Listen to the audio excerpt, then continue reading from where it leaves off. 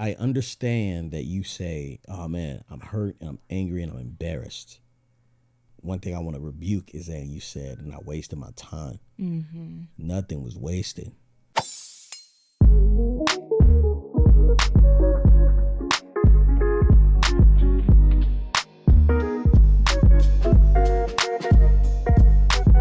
Hello, my name is Mrs. Melanin. And I'm Belief Mel. Author Belief Mel. Author. And we are here with episode 268 of How Married Are You? Okay, my name Belief is Izzy, very married 15 years. Live in California, we got four kids. Relationships scary, it's very necessary. We share love and struggles. We ask how married are you? Every Tuesday and Thursday, shoddy. If you're listening, you're in the wedding party. It's okay if you want to put your hands up. You got the questions, we got the answers. It's chocolate baby story time. Did baby story time? It's chocolate baby story time. 1, 2, 3, and you didn't like that. I didn't really love it. Oh, my bad. Boom, boom, boom, boom, boom, boom, boom, boom, Boom. boom, boom. All right, so we were just having a conversation about what do the kids like about having siblings? What don't the kids like about having siblings? Now, there was obviously some big tension between two kids. Who you gonna say? Anaya and Theo. I was gonna say Uzi and Theo. Oh, Theo got a lot of smoke for Uzi. Yeah. Yeah, and I think it's just the oldest And versus the youngest. And it's let me know in the comment section below. Your oldest kid and your youngest kid, do they have beef? I don't think that's typical. You don't think so? Mm-mm. I think the oldest kid usually, well, in our situation, the oldest kid is definitely jealous of the youngest kid. Mm-hmm. You don't think it's jealousy? I don't think it's jealousy. I think he doesn't appreciate how much he gets away with. Yeah. And it really breaks his heart. Do you think he gets away with a lot? He does. Okay. Especially from his mother. And they're all around me all the time. So there you have it.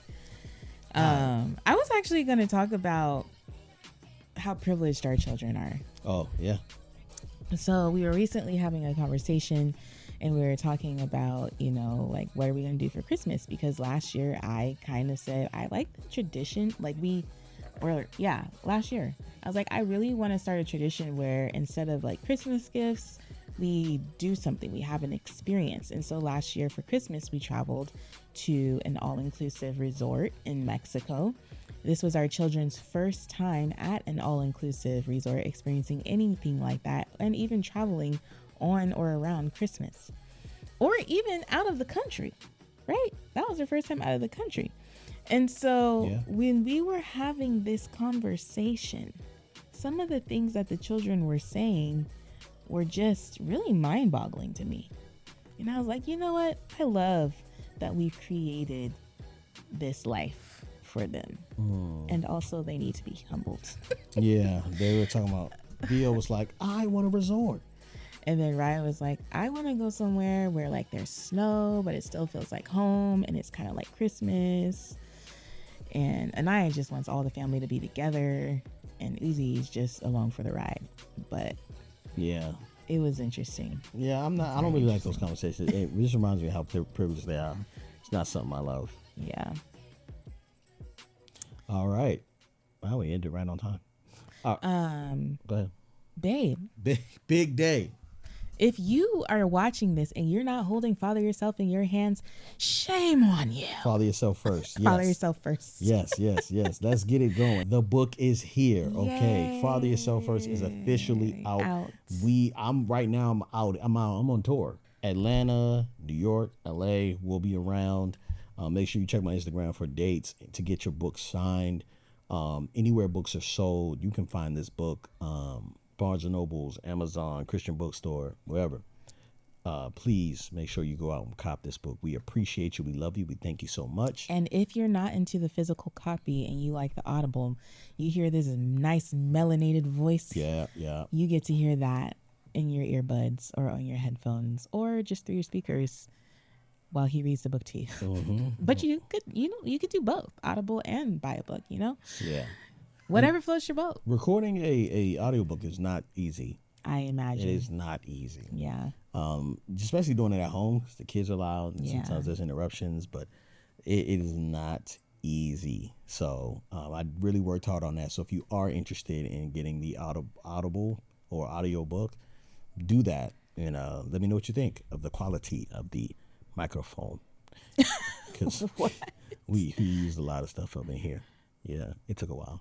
But yeah, so... How do you feel, babe, though? I feel great. It's in people's hands. Like, they're actually reading it right now. No, I don't think I read as many books as you do, but I've read a lot of books, and I think this book stands next to some of the best books I've read for sure.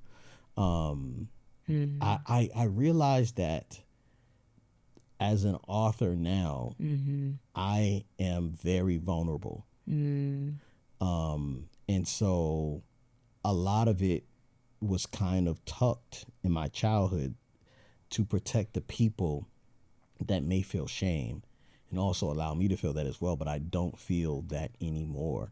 And so a lot of the words you're reading are free. Like it's like a space of freedom. It's a very good, safe place for me. So I really love this project, and I'm so glad you guys have it. I'm going on a book tour, and I will come wherever. I'm speaking. I'm passionate. I'm like super excited about this topic. So if we're talking about fatherhood, please have me involved. Love you so much. I also wanted to say that one of the things that really helps the people who need this message get the message is for you guys to share it. And it is a huge encouragement to my husband, I'm sure, if you guys post on social media, wherever you are active, and let him know, like, hey, I've got my copy, telling your family and friends, sharing a link. Everybody can attach a link these days to their Instagram stories. Like, help us get this book out into the world.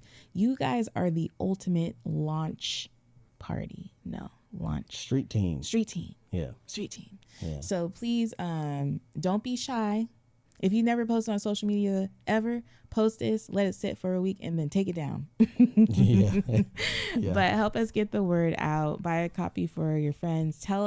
Send Glen messages about what's resonating with you. Yeah. Write in the comment section below, like, what's resonating with you. We really want to hear how this book is blessing you, and we want it to be a blessing to others. So don't be shy. We are so excited, and we are so proud of you, babe. Thank you, babe. And big shout out to my partners, Yates and Yates. I have an amazing agency that has supported me through this process, been with me the whole way. So Mike Salisbury at Yates and Yates, my guy, my whole Nelson Book team, an incredible company. I am super glad to be working with you guys, Karen Yates, all in the wedding party for supporting the book. Everybody, all the Belief for Fatherhood supporters out there, thank you. Father Yourself First is available now. I feel so good. Thank you for that, man. You're welcome, babe. You got an email? We got a lot of emails. Okay, so real quick, if you're a guy out there and you're like, dang, man, I need community, I don't got nobody to talk to, blah, blah, blah, blah, blah, or your wife or your lady's kind of like, you got to go talk to somebody, da, da, da. Saturday morning, 7 a.m. PST, I meet with black men on Zoom. Just a safe place for black men. You might want to be interested in fatherhood if you show up, but you do not have to be a father. And we just give you a safe place to land. And so you can speak with the author this Saturday morning, whatever Saturday morning you're watching this, 7 a.m. I'm here for you. So if you do not have that link, please go to the description or the show notes, and you'll see a link there that is for the Becoming a Good Father meeting. That's a meeting for black men exclusively. You ready, Ben? Mm-hmm. All right. Okay. Here we go. Hey. That's a long one. Hey, y'all. I've been watching y'all since Glen did videos with your first two sons. I was in high school, I believe. Wow. I've been loving your podcast and how real and transparent you are about your relationship, marriage, and I'm hoping you can offer me some honest advice. I'm 26 and my boyfriend is 25. We've been dating for 6 months now. We met on a dating app and became exclusive after a month. Around the 3-month mark, we told each other, I love you. But after he spoke with my dad... That's soon. It's not that soon, I guess. was about to say, I don't know, because you was loving on me. Who said I love you first? I don't know. I actually don't know. Yeah. I don't even remember where we were or when it happened. That's really sad. Well, I still unromantic. I was on your mom's blue couch. Yeah, and it's funny because now I have a blue couch. Mm-hmm. Around the 3-month mark, we told each other I love you. But after he spoke with my dad some weeks after, he admitted that while he feels like he loves me, he wants to take more time to really get to know me. I respected the honesty, even though it was hard to hear and left me questioning things. We both live at home and are figuring out life. Spiritually, we both believe in Jesus, but we serve him differently. I identify as an Israelite and believe that Black people are the true children of Israel. I accept Jesus as my Lord and Savior, keep the Sabbath from Friday evening to Saturday evening, and celebrate the biblical holy days like Passover and Feast of Trumpets. I don't observe holidays like Christmas or Easter. He's not sure about Black people being God's chosen mentioned in the Bible, but he does accept Jesus.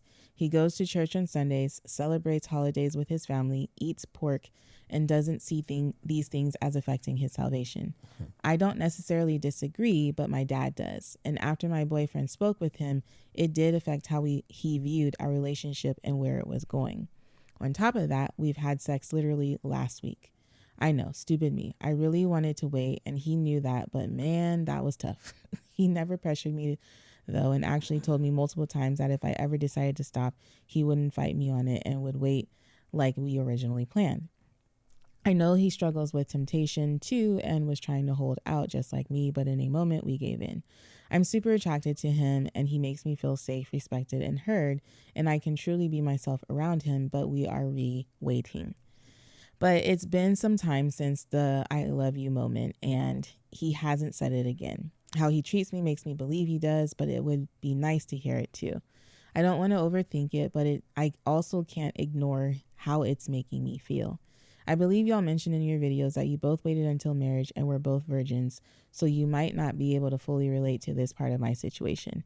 But I still really appreciate your thoughts on this. Glenn, hypothetically speaking, if you and Yvette hadn't waited, do you think that would have affected the way you saw her or whether you wanted to marry her? Also, when did you both tell each other you loved each other? We don't know. I've been in a long-term relationship before 6 years ago, and I held on way too long, almost 3 years, hoping it would work, but he did not know how he felt about me after those years, and it hurt. I don't want to waste more years of my life because I'm caught in my feelings again. I don't really have anyone I talk to about this. As much as I love my parents and siblings, I feel like their views might be influenced by the fact that they want me to be with an Israelite man. My parents waited until marriage and all of my siblings are still virgins, so I feel really embarrassed bringing any of this up with them. So I'm turning to you both. Please be honest with me. I just need to know, is this relationship something worth continuing? Is it realistic for us to work through these differences in faith? Am I overthinking the I love you thing? I really like him. I do believe I love him, but I'm also willing to walk away if that's what's best. I'm just scared of making the wrong choice. I don't want to ignore any signs, and I also don't want to sabotage something that might be real either. Thank you for taking the time to read this, and I hope to get your response soon. So, when she wrote this email, we were on vacation, and I completely missed it. Oh. There is already a follow-up. Would you like to hear the follow-up email? Should we respond and then read the follow-up? Is this the follow-up?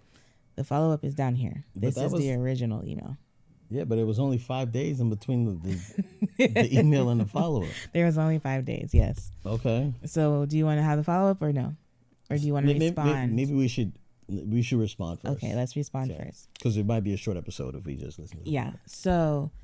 Can I clarify something? Yeah, go ahead. I was not a virgin when I married Yvette. Yeah. Yeah, I was a whore.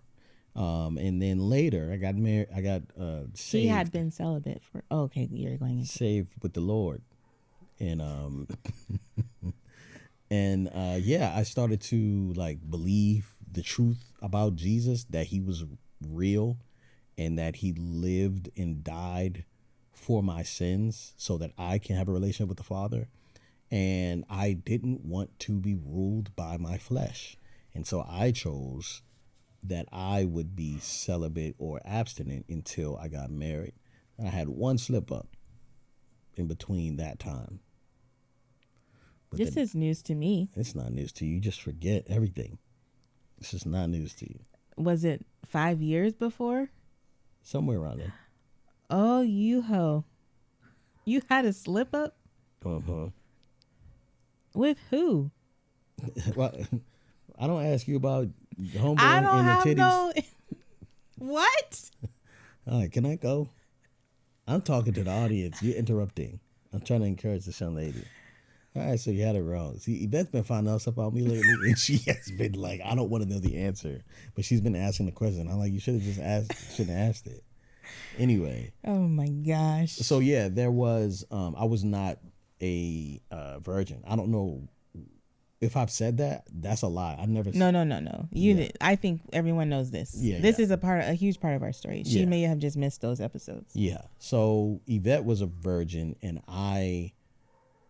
we didn't have sex before we got married. So, yeah. Yeah, that's really important to bring up. Now, let's talk about this whole I love you thing, because I really would like to remember. I don't remember. I probably have a journal somewhere that says it. I love you. I love you. I love you. I love you. Should you say, do you believe that when someone says I love you, if you feel close enough to that, do you think you need to say I love you back? Please answer that in the comment section. If you feel close to that, do you think? Like if you feel like I wasn't ready to say it, but I'm close to that, should you just go ahead and say it? Such a hard thing. What do you think?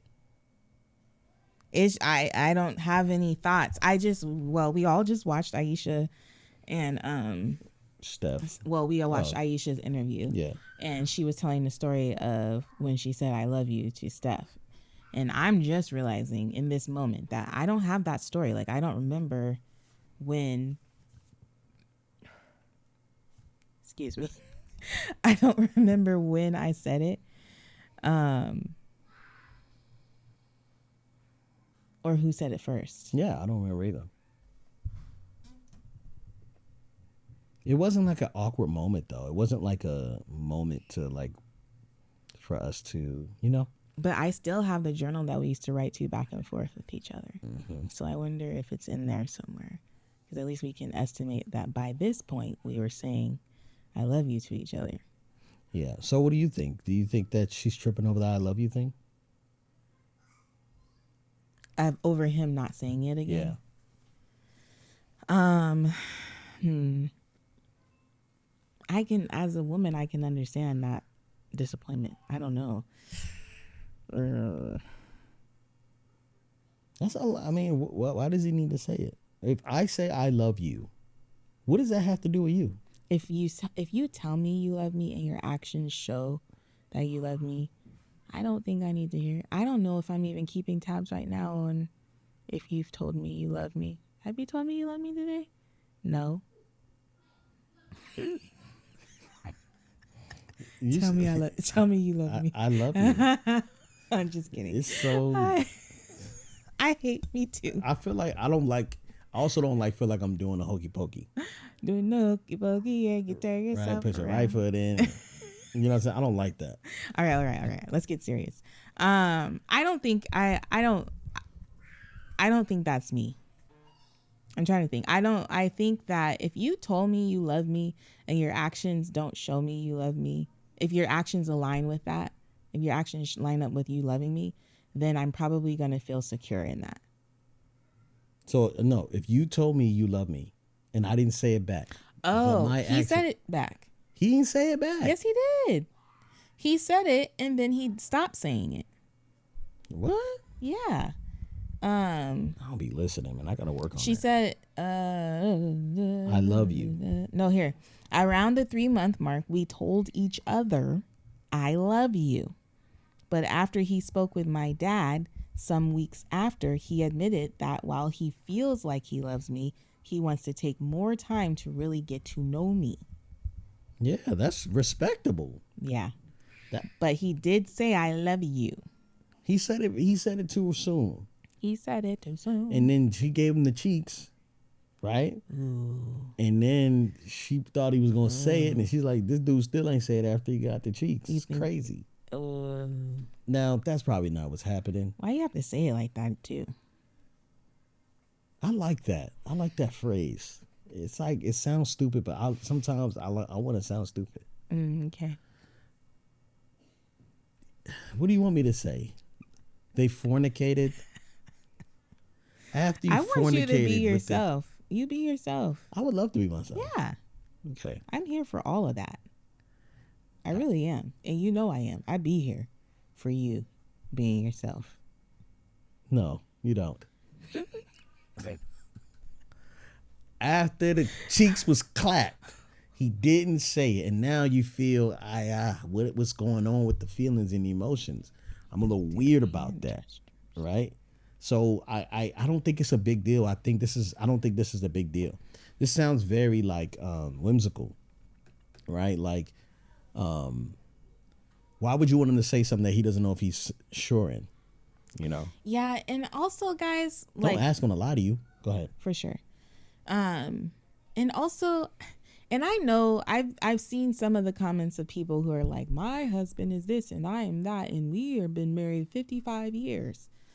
And that's wonderful, but you guys are outliers. So I think too, when you have different faith backgrounds, you really have to do some deep soul searching work. I advise against it. I don't know if I should say that online. I feel like I'm about to be attacked. I think you just be saying stuff without. Do you really believe that? You know, that's a really good question. Do you really believe that? Well, I know that for me. For you, absolutely. But for everybody. Why you say it like that? Well, I'm sorry. Go ahead. Do you love me? Because I'm not feeling very much love right now. I love you so much. Your tone. I'm just excited. I got a book out. You know what I'm saying? Feeling myself a little bit. All right. Here's the deal. I'm gonna I know the internet is gonna get a hold of this and maybe clip it up just how it needs to be clipped up, but I am going to go forward to say I don't know if I fully believe that, but I strongly believe being in relationship with someone who aligns on the foundational things. Yeah. There are some basic fundamental things that people need to align on in order to make it work. Because there are people that I'm in friendship with who don't believe like I believe, and our relationship works. However, I'm not married to them too, so I don't know. Yeah. Anyways, I maybe I gotta sit with that. I gotta sit with that a little bit longer and decide. Yeah. But I do think that right there is also a point of tension that may arise, especially if your dad is having so much, whatever, and you're concerned about the rest of the family finding out what y'all did about clapping the cheeks. What'd you say? Yeah. Cheeks clapping? Yeah. So my whole thing too is if you are going to be with someone who is not of the same faith and who is not of the same, we'll say religion, right? The same, but same culture or same race, you're going to have to do work to know their culture, know their religion, know their race, know them, right? Because what happens is everything's all good and well until a black such and such does such and such and gets killed, or vice versa. And then all of a sudden, or ICE comes and takes your people away. Yeah, and you're having an identity crisis, or you go to Thanksgiving and it's pork everywhere. You know what I'm saying? What the heck is this? Right? Make sure that you understand. If I'm married to someone and I know it's a part of their religion that they are hey, I don't eat pork in my religion, and just say it. And I believe I have to marry someone with the same faith as me. And I also believe that it's beneficial for me to marry someone the same race as me, preferably. You know what I'm saying? If God would have chosen different for me, then I would have been fine with that. But I was hoping that I would marry someone black. I have to think about that a little bit longer. That was crazy. What was crazy? That you said it out loud? That I said it camera? like that. Oh. No, that I said it like that because the other thing is, like, I'm thinking now, like, would I even gotten married? Oh. You know what I'm saying? If I couldn't marry a black woman, I don't know if I would have. Anyway, if my spouse was like, hey, we don't eat pork, I don't want to eat pork, I wouldn't have pork out of respect for my spouse. Mm-hmm. You know what I'm saying? That would be something that I would die to myself for, because my relationship with her, I'm committed to our covenant, not what I'm eating. Mm-hmm. You know what I'm saying? And so it's a very personal relationship, and I would respect my wife's decision if that's what she had chosen to do. Mm-hmm. Right? Yeah, I agree. I could make a sacrifice like that as well. You could? Yeah. Okay. As long as it's not sugar. Yeah. Did we answer this question? I don't think the relationship is worth giving up. I mean, I don't know, maybe. Well, let's read the next email. All right, update. So we actually broken up. Oh my gosh. This is 5 days after the email was sent, y'all. My dad felt led by the Spirit to speak with my now ex-boyfriend yesterday, and what came out of that conversation shattered me. Apparently, he didn't love me or have any intention of marrying me. When my dad asked why, he said he wanted to see what else is out there. What a jerk. It's amazing how honest he was with my father, but could not even be honest with the person he was dating. That is very interesting. Okay, so that's a true thing that I believe that a lot of men actually, they do not hurt women's feelings. They'll choose to lie. Rather than be honest, they just rather lie. Interesting. Yeah, I'd rather hurt you by lying than telling you the truth. I believe a lot of men believe that. And I believe that at some point. I'd be like, I can't talk to you about this. Yeah. You know, because it'll break you.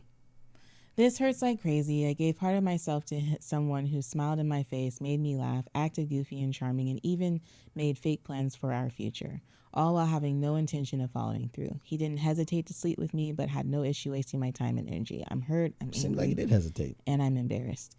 I should have listened to my dad, because some men will tell me what I want to hear, like he said. I could have trusted his wisdom, but no, I was so wrapped up in my feelings, so thirsty for it to work, and now here I am looking stupid. I still want to hear your thoughts on the message. Good. On the message I sent before, but I also need to ask, how do I work through this anger? Right now, I want nothing but the worst for him. Wow. Okay. She meant that. I know we're all human. I had to pause. I'm like, wait, did I just read that? Mm-hmm. I know we're all human and figuring life out, and I can't help wanting him to pay for wasting my time and putting on a fake front while I was falling so hard for him. I don't want to thrive in life while I'm left. I don't want him to thrive in life while I'm left hurting. I'm sorry. I've been heartbroken before, but for some reason, this pain feels brand new. I now have to step into a chapter of my life that I wasn't planning for, and it's without someone I wanted to have a future with. The bright side is that it's only been 6 months of us being together.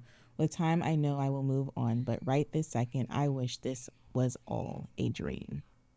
That's very unfortunate. I'm so sorry. Is it? To read this. I mean, actually, it's very fortunate that it happened sooner rather than later. And you know what? It's funny because at first I was like, man, Dad, back off. But now I'm like, yo, Dad, good job. But like, they both live with their parents. So maybe they just developed a relationship where the dad felt comfortable and then the young man trusted the father. You know what I mean? Because I don't know if my dad would have that type of conversation with you. Do you think he would? When we were dating? I don't know. Yeah. The hard part for me, is how hard you are on yourself. To me, it seems like there's a lot going on here in this second email, right? And before we get into it, I gotta do it. Premarital advantage, guys. And when you get into a relationship, okay, if you don't want to make mistakes like this, no offense, check out the Premarital advantage, because it's going to help you ask real questions that get you down to the nitty gritty of why you're even making this decision in your first place. The last thing you want to do is fall in love and not stand in it. You understand? So have some good conversations, make some good choices, go through the workbook with your partner before you give away the cheeks. Right. Wait, hold on though. I also I think to Glen's point, while we call it the premarital advantage, you don't need to be engaged or even in a relationship. I think it's beneficial for people who are single and looking to be in a relationship to go through it, to know what types of questions to ask in order to avoid wasting your time. You know what I mean? Mm-hmm. Because I think as we promote it, it's like, oh, I'm not in a relationship, I'm not da-da-da-da. But I do feel like this young lady would benefit from watching it and even just having certain questions and worksheets ready for the next person to kind of work through on a date, or instead of Netflix and chill, PMA and chill. Well, this is the thing too. Anything before marriage is premarital. You know what I'm saying? So if you're dating, you're premarital. So take the course. Now, just to discuss this a little bit more, you had convictions, you had things that you knew in your heart, and you just let them go because you saw an opportunity and you fell in love with somebody. And I don't know if I agree with it seems like you said he kind of told you and promised you a future that never was going to come. I don't think he really knew. I think he was just seeing where things went. And I'm giving him the benefit of a doubt here because I don't know. But last email is a different tone than this email. This email is one of regret. The last one was one of hope. So when you add the two together, if we just stay neutral, I don't know if men always get into a relationship being like, I ain't never gonna marry this girl. I don't think men think like that. You know what I'm saying? Mm-hmm. Usually we go, there's girls you never wife, and there's girls that are wifey material. You know what I'm saying? So it seems like you are wifey material, and he might have noticed that, but there may have been some things about, where you guys are lined up, whether it be politically, religion based, family dynamic. He may have been uncomfortable with that. You know what I mean? I understand that you say, oh man, I'm hurt and I'm angry and I'm embarrassed. But one thing I want to rebuke is that you said, I'm not wasting my time. Mm-hmm. Nothing was wasted. You learned a lesson. Mm-hmm. You learned a valuable lesson. And you deserve to know better. And though you learned this lesson, he's not a bad guy because it was your decision. You made a decision. You wanted to have sex. He wanted to have sex. Mm-hmm. He said he didn't want to force you, right? He didn't take anything. You guys mutually agreed on sleeping together. So I just want to make that very clear and just say, yes, you have a right to be upset and angry, feel crazy and embarrassed, but don't feel like you wasted your time. Yeah. You know what I mean? Because you were hopeful and you believed what he said and you thought you were making the right decision. And so Yvette and I were just talking recently about nothing's wasted. When did we have this discussion? Did we talk about it on the podcast already? We did. Yeah. I don't know if it was a Patreon episode or if it was on the podcast. Right. But nothing was wasted because you learned. Sometimes we feel like, oh, I wasted, 6 years of my life. I wasted this, or I wasted that. And even your time where things didn't end up how you wanted them to end, right? You still understand and know yourself better than that. So I don't think you would make that same mistake again. Mm-hmm. But I want you to forgive yourself. I want you to forgive him and forgive yourself. This is where men really fall apart, is when you tell them to tell you the truth and you ask them to do that and they can't do it. Because as a man, I don't think my wife is strong enough to handle my words. She has to really convince me that she can hold it. There was a lady recently who was like, I want my husband to tell me everything. But then I thought about it. I was like, I don't know if I could take that. You know what I mean? That's a real pattern. And he has to believe you that you can handle it. But if you're getting upset that he's not saying I love you anymore, and it was brave of him to say that, why would he tell you he don't have any intention of marrying you? He's probably just trying to figure out a way to get out of the relationship. You know what I mean? And so the fact that his dad, I mean, your dad gave him an out probably made it really easy for him. And he was just like, yeah. And dads be knowing for sure. But if you... Okay, go ahead. Some dads... I don't know if you can be saying that all. Some dads are a little off. I'm not saying anything about anybody's dad, but I'm just saying. I guess. I mean, yeah, I'm sure. I think a safer statement would be some dads be knowing. Some dads be knowing. Okay. Thanks for correcting my speech. Some dads be knowing. I don't think you meant that. I mean, like, I do think that dads... Yeah, some dads are just haters, straight up and down. But I know that if you were my daughter, I would want to like help you with those emotions and just let you know you're okay. You know what I mean? Like, forgiveness is there. I don't know if your dad's gonna say that, but I'm just saying forgiveness is there for you, and you don't have to live in that space of regret and shame. For sure. Yeah. How married are you? Well, we should talk about what we're going to talk about in Patreon first. I have a question. Did you watch the reel that I sent you this morning? No. Okay. So I would actually love to play it for you. Today I saw a reel and it brought tears to my eyes. Here we go. Because the gentleman in the reel, I sent this to Glen. I said, this brought tears to my eyes. Does this resonate with you? Because it definitely aligns with how you show up for us. And it was talking about a dad's role in the family it's specifically talking about with teen girls. But I was like watching it and I was like, oh my gosh, this is very heavy. So I'd kind of like to talk about it with you. Okay. If that's okay. It's a little lengthy. It's, I don't know how long it is. It is 2.5 minutes. Let's play the first part. It actually is the latter part where he really gets into, just play the first part and then what do you want to do? Should I fast forward it to the part? Yeah, girls are different. My daughter is beach water. I'm sorry. You can't. You I gotta heard hear this. You heard this? Beach water, and so it was like my daughter is beach water, my wife is a wave. No, it's the ocean.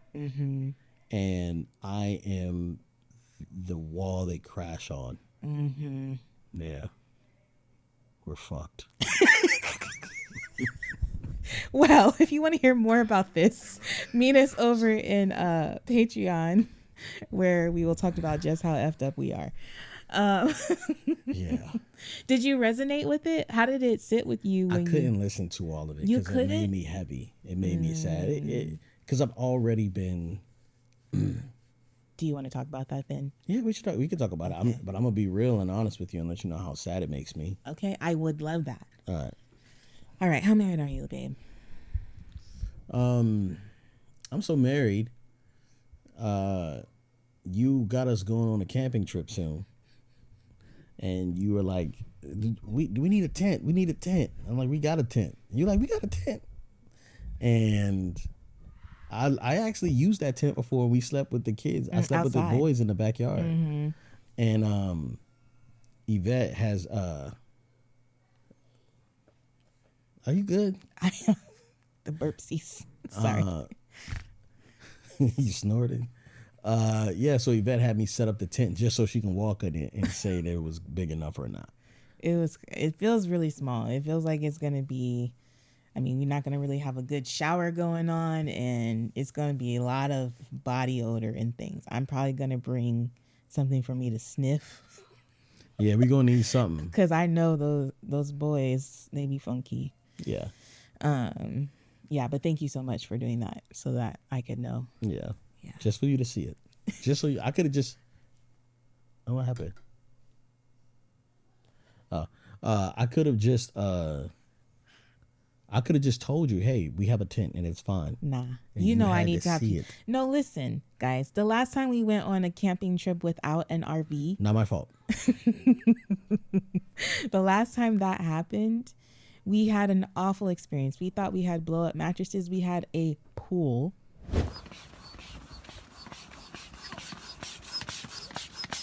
Might as well. Yo, how's that bed, Glen? Oh, that bed is fine. Apparently, we borrowed a pool from Yvette's mother. What if I told you that instead of getting a bed, your mom got us a pool? It's an inflatable swim. What if I told you you got an inflatable swimming pool for your kids to sleep in? Pretty lit though. Tomorrow will be dope. And it was just a bunch of stuff. So this time I'm like, okay, we have a little bit more because we do have the RV and we know a little bit more. I also have a checklist from my friend who is kind of spearheading the whole thing. And I'm feeling like, okay, if I know what we have and I'm confident, I'm going to blow everything up and check everything out and make sure we're good to go. Okay, awesome. How married are you?